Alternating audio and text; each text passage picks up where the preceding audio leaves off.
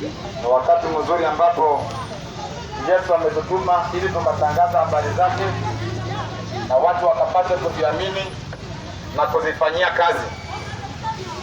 Na kuna kitu ambacho kimenifurahisha kwa sababu ya Injili ya kwamba akamwambia Timotheo ya kwamba nyakati za mwisho kutakuwa na matokeo fulani ambayo yataonekana, na katika yale matokeo akasema vile watu watakuwa na viburi, vile watu watajipenda wenyewe, vile watu watakataa kutii sheria ya Mungu na kukubali kutii sheria zao, vile watu watapenda anasa kuliko kumpenda Mungu. Wacha kwanza nisimamie pale. Yaani Mungu anasema ya kwamba itafika wakati watu watapenda anasa, yaani watapenda starehe kuliko kumpenda Mwenyezi Mungu. Na hapo ndio nataka tushikilie, kwa sababu siku ya leo watu wengi wamependa starehe, hata waliookoka. That's why tuone ya kwamba kuna maeneo fulani yametenga kwa sababu ya watu kustarehe. Utapata hata pia watu waliookoka, waliomjua Mungu pia wako pale katika yale maeneo, na wako pale hawahubiri watu wengine. Wameenda kukula, wamesema ya kwamba tumetafuta pesa mwaka mzima, sasa siku moja ama mwezi moja ama wiki wanaenda mahali wakapate kujistahirisha. Utasikia mapasta, utasikia ni mabishop. Watu wanapenda anasa mahali ambapo kuna sherehe. That's why utaona ya kwamba katika sherehe za kidini, ikiwa ni siku za Krismasi, utapata watu hawakukuwa wanakuja kanisani, lakini hiyo siku kwa sababu wamesikia kuna chakula, kuna zawadi ya kupea mayatima, kuna watu masikini watatuzwa, kuna watu vilema, kuna vitu watapewa. Sasa ndio utasikia hiyo siku makanisa yamejaa. Utapata hii tabia hata kwa misikiti, watu wako wanafunga, wakisikia tangazo ya siku ya Ramadhani, watu hawako wanaenda kuomba. Sasa hiyo ndio siku utapata hata wenye wako wanajua msikiti ni nini, wanaanza kutafuta mavazi, wanaanza kujitenga, wanashindwa kwa sababu hawakuwa wanaomba na kufunga. Wanafunga siku ya 2 ya 3, wamerudi kwa chakula, wanajificha kama hoteli wakikula. Ni ukora, kwa sababu watu wamemkataa Mungu watembee katika njia ya ukweli, wakatembea na mawazo mazuri, wanafikiri Mungu ni mchezo. Na sasa wao tuona ya kwamba mahali kuna visherehe, mahali kuna vitu vya bure, mahali watu wanasikia kwamba kuna kitu wataenda alafu watapokea, utapata pale mahali watu wamejaa. Kwa hiyo kitangaza ya kwamba kuna watu wanafaa kusaidiwa, hiyo ni kwa makanisa ama kwa madhehebu popote, kwa masinagogi, utaamka asubuhi upate watu wamejaa kwa mlango. Mungu akasema kwamba watu wamefika na wamemkataa, wakapenda anasa, wakapenda starehe, na hivi ndio vitu vimeonekana. Sasa utaona kwamba mapasta wazima wanafunga wiki mzima, anachukua siku 3, anaelekea Mombasa kuvaa pajama na sindiria na bibi yake kwa beach, aanze kustarehe pale, kisema ya kwamba Mungu amekuwa na mimi mwezi mzima, sasa wacha nikae hapa Mombasa, wacha niende Zanzibar, wacha niende Dubai. Sasa nienda kujivinjari, anaenda kukaa uchi pale, hata watu hawataweza kujua kama ni pasta. Anajistarehe, anatafuta maeneo mazuri, kama ni kwenda kutembelea wanyama, kama ni kwenda kuona vitu ati museum, vitu fulani ambavyo vimetengwa na serikali za dunia. Unafika pale ndio unaenda kukaa kujistarehe. Ukifika pale unapata walevi, unapata wezi, unapata makahaba. Ukiingia mahali kwa hoteli, ukitoka ndani kahaba anakukujia na kuambia niko tayari, niambie pesa yenye utanilipa. Mtumishi wa Mungu umeenda kujistarehe, si ya kwamba kuna crusade umeandaa kwa ile jengo, si ya kwamba watu wamepeleka injili. Ni siku gani watumishi wa Mungu watapeleka makrusade kwa mabichi, wahubiria watu wawache kuvaa uchi, watu watoke ndani ya mabichi? Ni uganga, sio mambo ya Mungu. Lakini ikifika wakati wa Disemba, ikifika wakati wa sherehe fulani, matumishi wa Mungu wanachukua hizi vitu, pesa za kanisa, wakielekea kwa mabichi. Sasa mtu akiwa kwa bichi pale, hata uweze kujua kama ni mchungaji. That's what utasikia hata mtu hapo kwa anakunywa pombe, lakini kwa sababu ya siku moja sherehe fulani, kama ni ya Easter, kama ni sherehe fulani ya kidini, amesema nimekuja tu hii siku moja pekee kwa mwaka. Na kuna nguvu wa mahali kuna sherehe. Sasa utaona kila weekend, kila wakati watu wako tayari kwa mabashi. Watu waliookoka hata kwa college, hata kwa university, mtu anasema ameokoka, lakini kila weekend anaandaa mabashi na wenzake, wanaenda kulewa, wanaenda kukunywa. Anapunguza Mungu kwa sababu ya bashi. Anapunguza Mungu kwa sababu ameitwa kwa sherehe fulani. Akifika pale anamezwa, alikuwa msichana mzuri, alikuwa ni kijana na mjua Yesu. Akifika katika zile sherehe anapatana na watu wa Freemason, wanamumeza, wanamwandikisha kwa ile chama ya mashetani.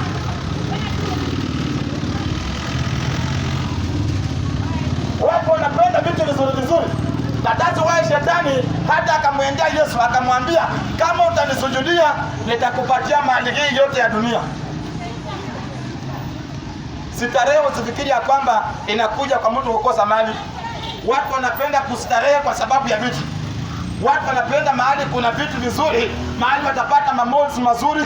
That's why tuone ya kwamba hata waimbaji wengine siku ya leo wanang'ang'ana waende mahali kwa mamozi. Mtu amepewa wimbo na Mungu aimbe, bure apatie watu bure, utampata ndio huyu ameenda ametafuta mamozi mazuri, mahali atapata audience. Mahali akienda wanaonesha watu hoteli, wanaonesha watu maeneo ya ile area. So watu wajua kwamba aliimba pale. Naenda kutafuta hoteli ambayo watu wa Freemason wameiteka nyara. Ukishaingia pale mawazo yako yanabadilishwa. Naanza kuabudu shetani. Watu wanapenda mahali ambapo kuna vitu vizuri. Sasa watu hata kuna mapasta ukiwaambia kwamba tupeleke injili kwa vijiji, wanakuambia tuweze peleka huko. Mungu alishatutoa kwa vijiji. Sisi tumeshafika kwa maestate, hatuwezi enda kwa vijiji. Mapasta wanataka watembee mahali ambapo wataendesha magari, wanataka watembelee washirika ambao wakitoka pale watawapatia cheki. Waende wajifurahishe. Tabia za kishetani. Watu wanapenda anasa kuliko Mungu. Yasikia mapasta wangapi wakiambia watu ya kwamba kwa hii kanisa yangu sitaki masikini. Mapasta wangapi wako na madhehebu makubwa, yale madhehebu sio ya Mungu, ni ya kishetani.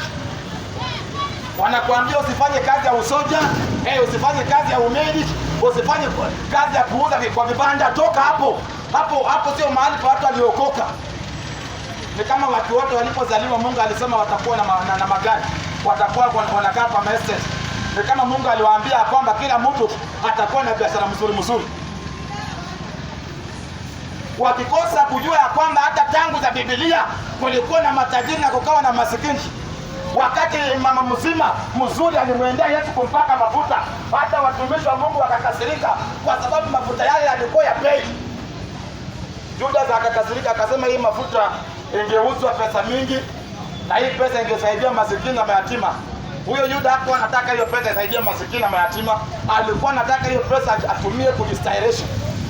Na that's why hata mapasta wengi siku ya leo wamefungua shule mingi za orphans, wamefungua vitu vingi na kusema ya kwamba wanasaidia watu, wanaomba misaada, lakini zile misaada ni zao za kuweza kujifurahisha kimaisha. Wanatembea akikwambia mimi nashughulikia mayatima, nashughulikia wajane, lakini hashughulikia wajane. Hiyo pesa inapokuja, inapotumwa, anachukua pesa kununua magari na kufungua biashara yake kila kona, akaweza kuonekana kuna sifa. Wakisikia wanasema hii shamba inakwanga ya yule pastor, hii mall ni ya yule pastor, hii biashara ni yake. Hiyo ndio sifa nataka. Sasa utasikia mapasta wengine badala ya kufikiria watu madhambi watoke kwa dhambi, wanaanza kukutajia mali ambazo watumishi wa Mungu wako nazo. Anakuambia kuna ndege 10, hakuna viwanja ngapi, hakuna sijui na biashara ngapi ya fulani. Unajua hii biashara ni ya mtumishi fulani wa Mungu. Sasa hii vitu itaambia mtu alikuwa mtu hapa mwizi. Ukimwambia mtu pasta kuna ndege, huyu mtu anawacha wizi. Ukiambia mtu wa pasta ameenda kuhubiri Nigeria, mtu ambaye amekataa kukaa katika ukweli na usherati ndio unamuongoza. Anaoa mabibi, alidanganywa na dini. Atuoa mabibi hata 10 hata 20, bora unawalisha. Unajua kuna dini zingine za uchawi huku nje na mafundisho ya kishetani, wanakuambia wanawake kuoa sio baya. Bwana hajafungua, Bwana kuna uwezo au hata 10, bora anawalisha. Maandiko haya mnatoa wapi bwana? Tafuteni vitabu ya Freemason musome. Katika kitabu cha Biblia hakuna andiko ya kwamba mabibi wenye unaweza bora uwalishe. Waona vikiri bibi amekuja hapa kwa sababu ya kukula. Alikuwa hakukuwa na chakula, hakukuwa na mikate. Ya kuja hapo kwa sababu alikuwa anakosa chakula. Mafundisho ya Freemason haya. Watu wa siku ya leo wamefurahia sana kukaa katika vitu ambavyo tutawapatia sifa, vitu ambavyo tutawafanya wafurahi. Ndio maana Mungu alisema ya kwamba watamkataa. Ndio utapata hata ndani ya kanisa siku ya Jumapili mtu anakuja kwa dakika 15. Anataka ahubiriwe injili ya dakika 15, anaenda birthday ya mko yake. Kuna mwingine amekuja hapa anataka kuhubiriwa dakika 10, kuna chama ya matanga anaelekea kwa sababu pale kwa matanga kuna kukula, hata kwa kanisa hawajakula. Sasa nakiambia huko. Sasa unasikia makanisa yameweka viwango. Siku ya kuabudu hakuna mambo ya haraka. Sisi hatuna haraka. Wewe kama umechoka kuabudu, enda rudi kwako. Hauwezi kukaa kwa kazi masaa 8, masaa 10 mpaka unaitisha overtime kwa kanisa dakika 15. Peleka ujinga kwa shetani. Na zile mikutano ambazo wanaenda kwa mikutano za matanga, mtu aliyeokoka ameanza kujitabiria bila atakufa. Ameanza kuchanga pesa za sanduku. Wewe ni mtu ulipata wokovu gani bwana? Unajua kuna vitu vingine vinanishangaza. Umeingia kwa vyama ambavyo havikusaidii. Pia kusema ya kwamba nikikufa sasa watu watanipeleka nyumbani. Nani alikwambia lazima muziki kweli? Mtu akiwa kwa ndege na akufe na achomwe, hata jivu lake kulipata mnamuzika watu. Mtu akianguka kwa mto na kuliwa na mamba, hata mfupa yake hamtapata, mtamuzika watu. Wacha niingie kwa chama. Sasa siku ya Sunday watu wanakimbia kwa vyama vya kuweza kujistarehe. Wakienda pale wanakaa na wezi, watu waliookoka, mnakaa na majambazi, mnakaa na walafiki, mnakaa na wakora, mnakaa na washirati. Yesu aliambia watu wacheni wafu wazike wafu wao. Kama mtu umeokoka unafaa kukaa na mtenda dhambi ambayo Yesu alituruhusu kwa sababu ya kumhubiria. Kama unakaa na mtenda dhambi na umhubirii na umeokoka, wewe na mtenda dhambi ni kitu kimoja. Hata ungeokoka. Sasa Yesu alituruhusu ya kwamba tuende dunia mzima na tuhubirie watu watubu. Sio kukaa tu na wezi. Wanakuja hapa wanapanga chama za kuibia watu simu, wanakuja pale na vitu vya kimagendo, wameiba TV, wanakuja pale wanakuambia hapa tuko na TV inakuanga 40,000, tunakuuzia 15,000. Wewe ni mtu uliokoka unakubaliana na ukora kama huu? Uende weke kwa nyumba ujifurahishe, pia uko na TV kubwa. Tamaa. Watu watapenda vitu kuliko Mungu. Ndio maana Mungu akasema na hauwezi kutumikia mabwana mawili. Hautatumikia pesa na tena ukamtumikie Mungu. Hili jambo la kusema tunang'ang'ana kwa maisha ndio tukule, hiyo ni watenda dhambi. Mtu aliyeokoka hang'ang'ani. Yesu alituambia tukishamtafuta na tukae katika utakatifu na tutembee kwa sauti yake. Yeye anajua kwamba tunafaa kukula, anajua kwamba tunafaa kuvaa. Wewe unafikiri wakati Mungu alituumba na akatuleta kwa hii dunia, hakujua kwamba unahitaji nyumba ya kulala? Hakujua kwamba unahitaji mavazi, unahitaji pesa?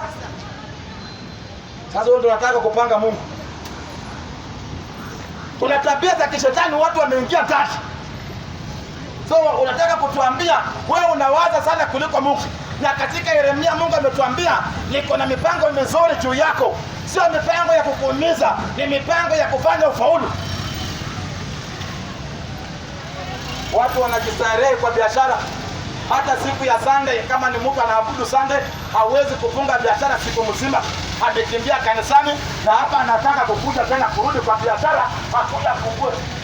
Kwa kanisa mekada ya 15 kwa biashara yake anakuja kufungua baada ya ibada, akae pale masaa 5 mpaka jioni, atoke saa 3.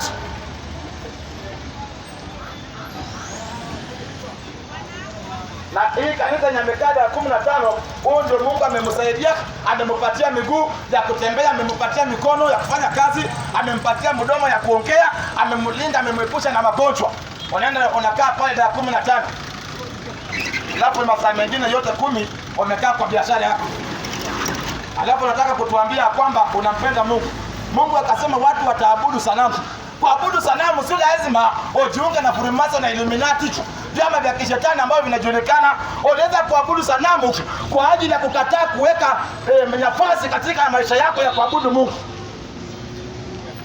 Kila wakati nafikiria biashara, kila wakati nafikiria mambo ya kupanuka, kila wakati nafikiria vitu vya kidunia. Haufikirii mambo ambayo watu wanahitaji wa Mungu kufikiria, ya kwamba tuende na tutangazie watu wa dunia watubu dhambi wakamrudie Mungu. Hauwezi hiyo.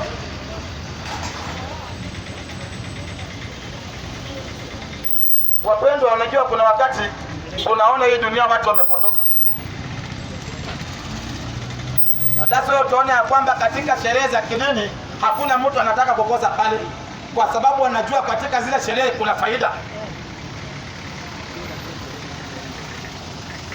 Utaona kama ilikuwa ni sherehe ya Ramadhani imekuwa imekwisha, siku ya kufungua, hata watu ambao sio Waislamu wametafuta makazi na kofia za Kiislamu wamekaa kwa msikiti. Salamu alaykum, salamu alaykum. Kombe chakula ndio mwapeleka pale. Wao ndio ujinga bwana. Wacha kupata chakula. Yesu akafukuza watu na akawaambia kwamba msinifuate kwa sababu ya chakula ambacho mnakula na kinakwisha, mnifuate kwa sababu ya neno. Watu wangapi wamejibatiza sio Waislamu lakini wakawa Waislamu kwa sababu wanahitaji msaada kutoka kwa Uislamu? Watu wangapi watakuwa Wakristo lakini wakiona kuna msaada wa Kikristo wanajibatiza na kuanza kukusalamia Bwana Yesu asifiwe, mimi nakuanga upande wa Yesu. Kwa sababu umeona wanasiasa wa hii dunia umekuwa kama watu wa kishetani. Shetani anabadilika. Wanasema anajifanya hata kuwe kama malaika wa nuru. Hao ndio wanasiasa ambao tuko nao siku ya leo. Mwanasiasa anakudanganya ya kwamba ni mtu Mkatoliki, anakudanganya ya kwamba ni Muislamu, lakini akienda kutafuta kura, akienda kwa Waislamu anakaa kama Muislamu, akikuja kwa Wakristo anakaa kama Wakristo. Anahitaji kura. Huyo sio mtu aliokoka. Hata nikusalamia kwa Bwana Yesu asifiwe, ni Muislamu bora. Ameenda pale kwa sababu ya manufaa.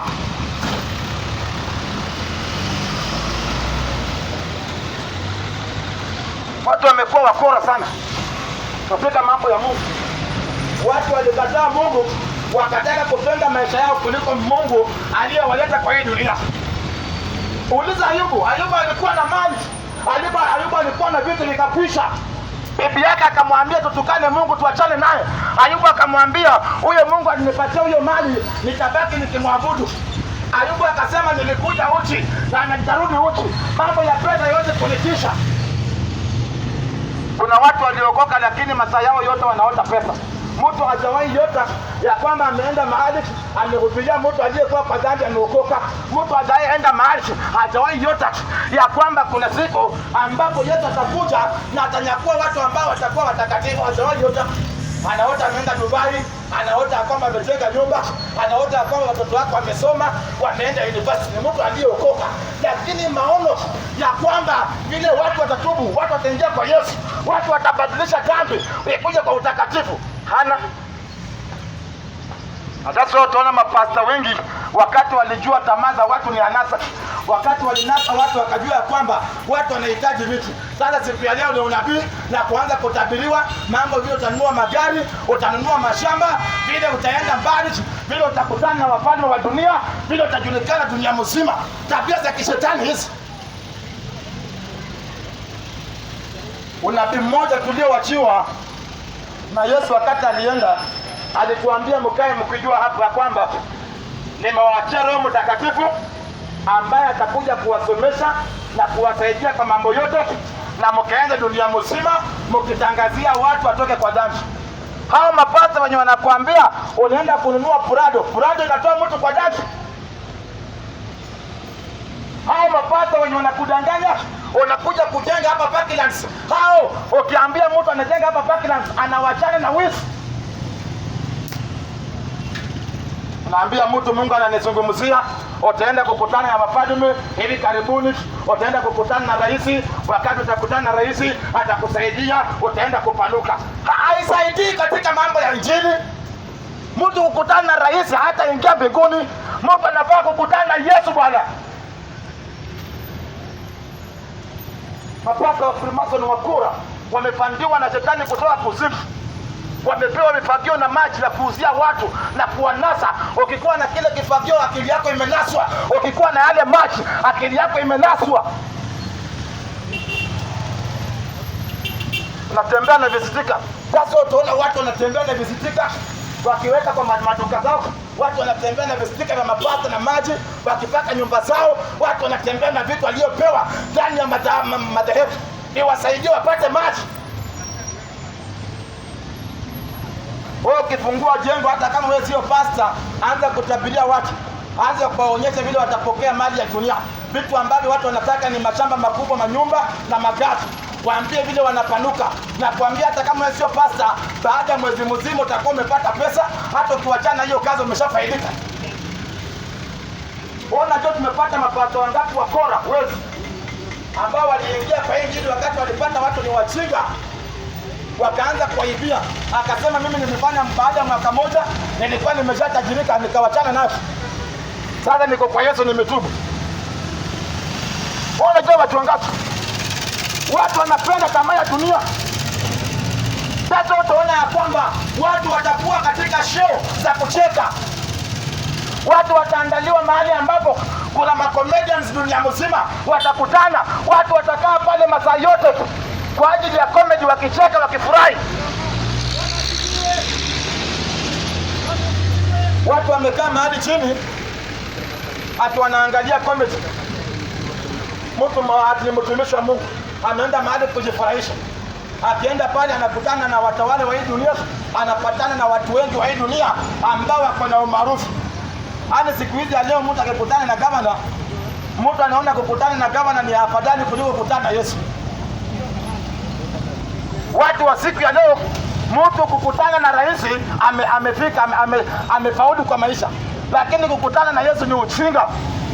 Watu wanaota vile watakutana na wafalme na watawala wa dunia hii, watu walio na sifa. Mtu anasemanga nikikutana na huyo mtu, ukisikia fulani hizi nyumba ni zake, ukisikia fulani hii biashara ni yake, unaanza kukuwa na mchecheto wa mali. Siku gani Mungu ataniunganisha naye? Ukifika pale akikwambia nikufanyie nini, badala umwambia kwamba anafaa atubu kwanza na akaingia kwa ufalme, nataka ulipie mtoto wangu school fees. Unajua sinanga nyumba. That's why unaona mapasta wanakimbilia hata kwa watu walio katika serikali wakuja wawalipie makanisa. Ati mtu ni pasta na hata kanisa yake mahali anaabudu hawezi kulipa, anatafuta MCA, anatafuta magavana wakuja wamsaidie kuchanga pesa. Watu ambao hawana mawazo ya Mungu, watu ambao mali ambazo wako nazo zimetoka kwa shetani na wanajua. Wewe ni mtu gani ambapo uko na nyumba ya kuishi unaweza kulipa? Nyumba ya Mungu itashindaje watu? Kwanza kutafuta MCA wakuja watuchangie na magavana na rais. Wewe unasikia wakati wa Musa akiambiwa na Mungu atafuta watawala wa dunia wakuja wachange pesa ndani ya kanisa, ndio kanisa lijengwe. Watu waliokuwa wakiabudu pale walitoa mali mpaka zikawa mingi, mpaka Musa akasimamisha. Siku ya leo watu wako tayari kuuza mashamba, watoto waingie kwa KDF. Watu wako tayari kuuza mashamba, watoto wao wakuwe maaskari, watu wasome wakuwe na diploma. Lakini Mungu hayuko tayari kusiuza shamba ili kanisa litengeneze lijengwe. Miradi za kanisa ni kuombaomba, ni kutafuta watu wakuje watuchangie. Lakini watoto wetu kwa shule, watu watauza wanyama wote. Kama ni mifugo, apeleka mtoto kwa shule. Hatuwezi kukaa kwa ujinga. Kama hatujui Yesu, tuachane naye, tuhubiriwe, aingie ndani yetu, atubadilisha tukawe sawa. Anajua huyu mtoto nikiuza shamba yangu, akisoma akiwa na degree atarudisha hiyo pesa. Unaona hiyo ujinga, tamaa, kupenda dunia. Sasa tuone ya kwamba kama ni mkutano za matanga kuna pesa inatoka. Ukisikia mkutano ya kupeleka mtoto shule, watu wanakuja wanatoa pesa. Lakini ukisikia ni mambo ya kulipa kanisa, mambo ya kununua keyboard 40,000 imeshinda watu ambao wako na pesa ndani ya kanisa. Mambo ya kununua kiti ya 500 Pasta anasimama kwa madhabahu, tunataka kununua kiti, kila mtu alete shilingi 10 hapa. Ni ujinga. Fungeni makanisa muende kwa mambo ya dunia kama mtaka kuomba Yesu. Wewe 500 peke yako huwezi kutoa nunue kiti. Mpaka tutake shilingi 10, shilingi 5. Watu wa Freemason na kutaka kujenga manyumba zao. Mtu anasema mimi nitaleta simiti. Mwingine anasema mimi nitaleta waya. Mwingine anasema mimi nitaleta mawe. Watu watatu wamemaliza kujenga nyumba ya shetani. Hapa kwa Mungu watu wako na michezo, watu 40 hawako na uwezo hata wa kununua kiti.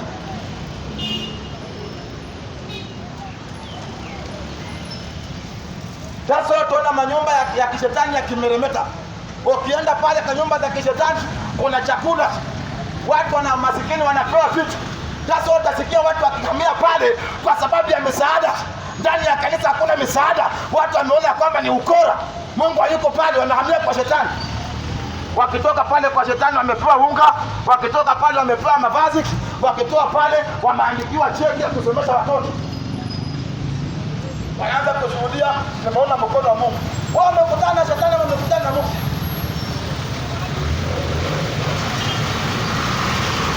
Tabia hizi zimeenea kila kona. Sasa unaona kwamba makanisa yamekuwa wehaki. Mapasta wanajenga makanisa na mabati ambayo yameoza. Ukiangalia kanisa ni kama inaanguka. Wewe Mungu unaweza kumtengea nyumba kama hiyo? Wewe mwenyewe umekaa kwa single room. Umejaa uko na gari. Unaenda kuabudu mahali mabati, nyumba inaanguka. Tunaabudu Yesu. Wewe kama huko ukoka na hujui Yesu, achana naye. Sasa haya makanisa yamedharauliwa. Watu wanakuambia Yesu sio Mungu, achana naye. Kwa sababu wanaangalia vile watu wa Yesu wanakaa, wanajua ni hasara. Ukijiunga na Yesu utafilisika, utakwisha, atakula mali yako. Wewe kuja kwa shetani uongezewe, upewe vitu. Nataka wewe utaona Freemason Hall. Utaona makanisa ambayo yamedanganya watu ya kwamba ni makanisa ya Mungu. Ukiingia pale kwanza kitu chenye unakalia. Ukiingia pale, ukiangalia vile tatu zimetandazwa pale kwa ile nyumba. Ukiingia pale, ukiona pasta madhabahu yenye nakalia na kitu. Wanasema kweli hapa ndio kuna Mungu. Wakati wanakudhibitishia kwamba kuna nguvu za Mungu pale, ukiangalia vile kanisa imetandazwa na matana, kila kitu ni ya bei. Vitu vya dhahabu, vitu vya kisiri viko pale, unahama kwa kanisa yako ya mabati, unaenda kujiunga na shetani. Kwa sababu mahali penye huko hautaki kutoa, unataka wazungu, unataka watu watoke ng'ambo wakuja kusaidia kuabudu Mungu.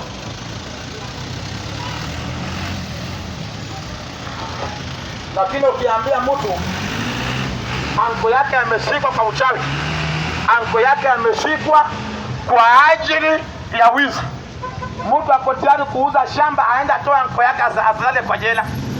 Lakini kwa kanisa watu waliokuwa kama mitume, kulikuwa na kijana alikuwa anaitwa Barnabas, aliuza shamba yake yote akaletea mitume na akawagawa, na hata akachukua sehemu ndogo ya ile pesa aliyouza. Ile siku ya leo watu wanataka kujilimbikizia mali. Mtu alishakuwa na pesa lakini bado anataka ziongezeke, hajawahi ridhika. Na that's why siku ya leo katika vita za viatu, vita vya watu mamilioni ndio inagonga. Watu wanaota mabilioni, watu wanaota vile wataingia Amerika, wafungue biashara, watu wanaota vitu vya kishetani. Mtu anaota vile anafaa atafute showroom ya magari. Ndoto za watu waliookoka ni moja, akiona watu waliokuwa kwa dhambi wakibadilika. Hakuna ndoto nyingine.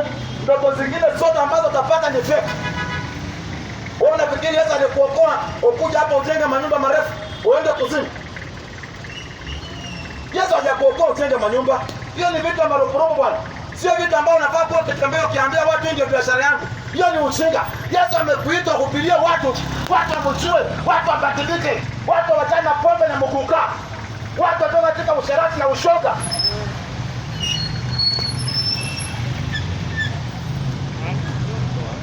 Sasa tuona hii sheria ya mashoga imetawala dunia mzima. Mapasta wanakubaliana hii sheria.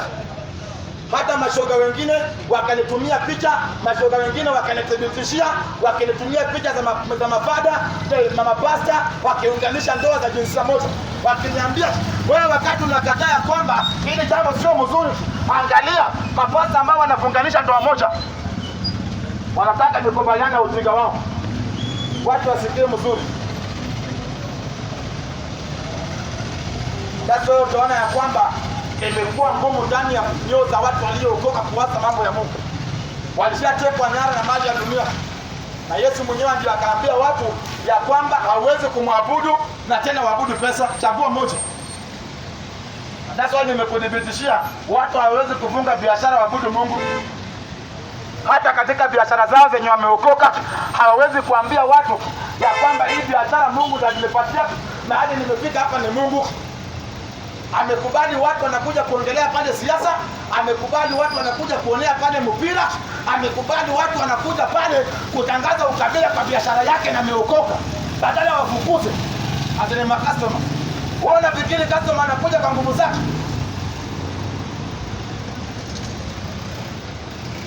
Yesu aliambia watu hakuna mtu anaweza kunifuata kama Mungu hajamtuma kwangu, ni ngumu.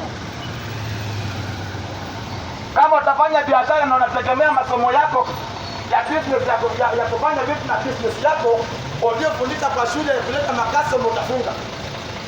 Kuna watu hawajaingia shule, hawajajiunga na shetani, na wako na biashara na zina operate na hawatangazii watu.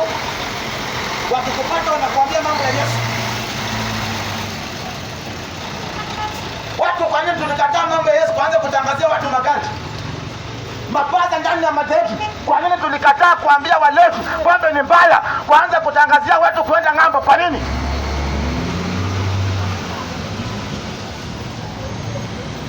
Watu wanalewa, asubuhi ikifika mtu ako kwa mtaro, alafu Jumapili kanisani.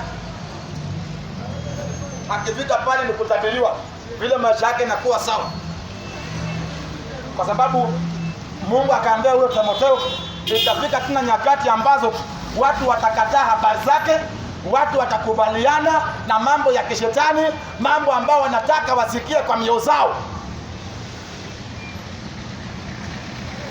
Sasa utaona mtu hapo hapa mahali kila gari ikipita na tamani, pia mimi nafaa nikuwe na hiyo, pia hii gari ni mzuri. Mtu hapo hapa ameokoka, akiona manyumba hizi zikijengwa, pia mimi nafaa nikae hapo. Wewe Mungu alikupanga ukae hapo mahali.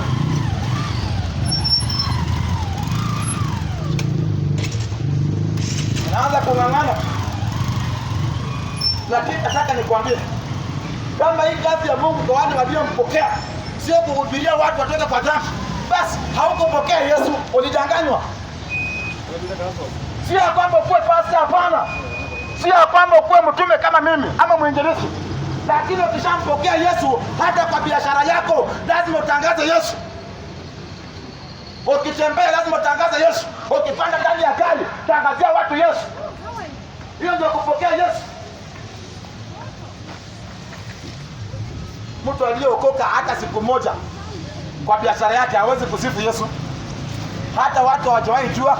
Tumekutana watu wangapi wanajifanya kuwa ni mapasta, lakini wakisalamiwa siku ya weekend, wakisalamiwa kama ni katikati ya wiki, ukiwapata kwa gari wasalamie Bwana Yesu asifiwe, mzuri mzuri. Wakikuja kanisani, nguvu za Mungu, Bwana asifiwe, tuombe tu Mungu. Mtu anaibikia Yesu hawezi kumtangaza. Yesu akasema yule ambaye anaibikia nitamwaibisha siku ya hukumu. Mafurimato na vikuja hapa na muziki yao, watu wa kishetani wangelikuwa hapa saa hii na gari ya road show na vijana vimetoboa longi zinapumua, vimekatakata mapaja iko wazi, viko hapa na tumbo kati. Watu wangekuwa wamejaa hapa wakiimba nyimbo za Kichinga, wakirudia nyimbo za Kichinga, nyimbo za matusi. Lakini kwa sababu ni injili wanafikiri tunachoka hapa. Ingelikuwa tumekuja hapa kugaa watu kondom na kuambia hii kondom ni mzuri, itakusaidia, endelea na usherati. Wewe chukua vitoto vya shule jikinge, wewe chukua maribu za watu. Watu wangekuwa wamechukua kondom na zimeisha. Mpaka wengine wanauliza kama kuna zingine. Ingelikuwa tunagawa watu hapa whisky ama tasi kama konyagi, zingekuwa zimeisha, na hata wengine wangeenda kuhubiria wengine, wewe mkuje leo kuna pombe ya bure, mkuje mipawe. Sasa hii gari ya pombe ikianguka hapa na kuambia vile vitu, utaona hapo, utashangaa, utashinda mahali watu wametokea. Kupenda anasa, kujifurahisha kwa pombe na wanawake. Mtu amelewa kwa baa, ako na wanawake 5 wanamshikashika tu, ako na pesa. Ukiangalia kwa YouTube, ukiangalia kwa internet, wewe mtu uliokoka unavutwa. Wanakuambia huyu ndio mtu anajulikana Zimbabwe. Kama yule kijana aliyekufa pale, walikuwa wanamuita Kimimbi. Mtu anakuja kwa bar, ameenda kwa bar, amecheza akiwa uchi, mara wasichana wamemchezea huku, wengine wamemshika huku, amezingira na wasichana, na ameweka vitu kama hiyo kwa mtandao ya YouTube. Vijana wa siku ya leo wakiona, wanafikiria kwamba ni umaarufu. Vijana wa siku ya leo wanataka wakuwe na wasichana 10, waone ya kwamba wao ndio tisho. Vijana wa siku ya leo wanafaa kutembea na bangi na makondomu kwa mfuko. Vijana wa siku ya leo tu ni kuchala, kukaa kama bebe pesa, waonekane ya kwamba ni tisho. Ni ujinga. Waje kujifanya kwamba wao ndio nini, mambo ya ujana na kusema kuchanuka. Peleka kuchanuka kwa shetani. Watu waliookoka hawajachanuka, wamejaza Roho Mtakatifu, wakajitenga na dhambi. Watu waliochanuka ni wezi, wakora, watu wa Freemason.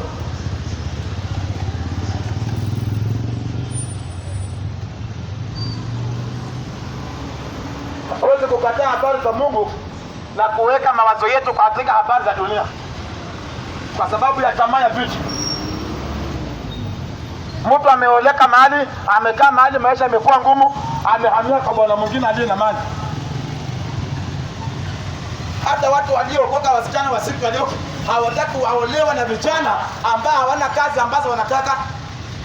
Sasa hiyo siku ya leo, vijana ukiwauliza kwa nini mjaoa, anaanza kukuambia kila msichana nikimpata anataka ajue mapato yangu, anataka ajue masomo yangu.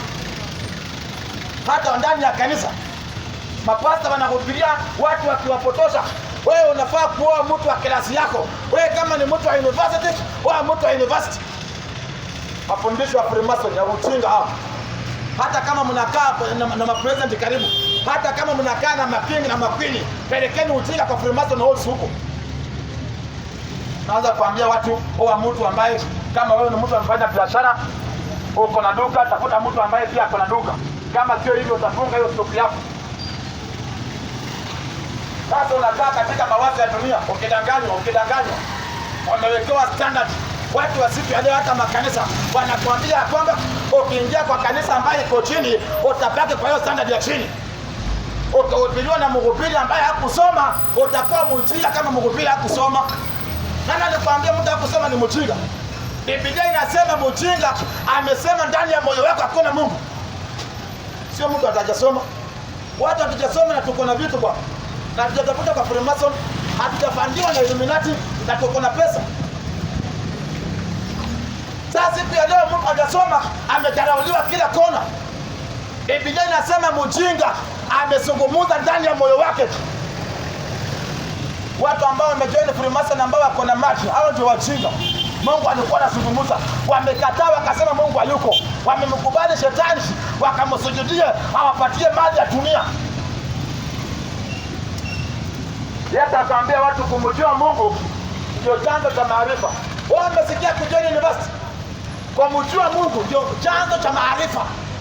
Mambo ya university na makoleji na mashule ni ukora bwana. Watu wanafaa kujua Mungu kwanza. Sio kukimbilia madigiri na madiploma. Mmesoma kozi ya 50 mpaka sasa hamna kazi. Mmetembea ndio watu mmekwisha. Mmedanganyia makozetu, mmedanganyia makazini seni na maanti, wamewaroga. Mlitegemea madiploma na mtapata kazi. Kwanza kudanganyia watu wa kweli. Kwa sababu umeweka degree mbele. Ukienda kutafuta kazi umeweka master, umeweka PhD. Nani anakushtua? Wakati umekosa hii kazi, sasa umeanza kuwekea kila mtu wa kweli lawama. Umeanza kuwekea marafiki wako lawama. Ulimkataa Mungu, ukataka kuishi na nguvu zako na mawazo yako ya kiujinga. Wewe unasikia hii maneno? Lakini tulidanganywa na serikali za dunia. Siku ya leo mtu asipoenda kwa shule, maaskari wamemkujia. Mtu anaenda kuripoti mtu kwa chifu ya kwamba hajapeleka mtoto kwa shule. Hawezi kwenda kuripoti bangi, hawezi kwenda kuripoti mahadarati, hawezi kwenda kuripoti wizi. Uko kwa ofisi ya chifu, atonajia baba fulani amekataa kupeleka mtoto kwa shule. Utapeleka ujinga na huyo chifu mbali, na kuna siku mtachapa viboko na huyo chifu utashangaa.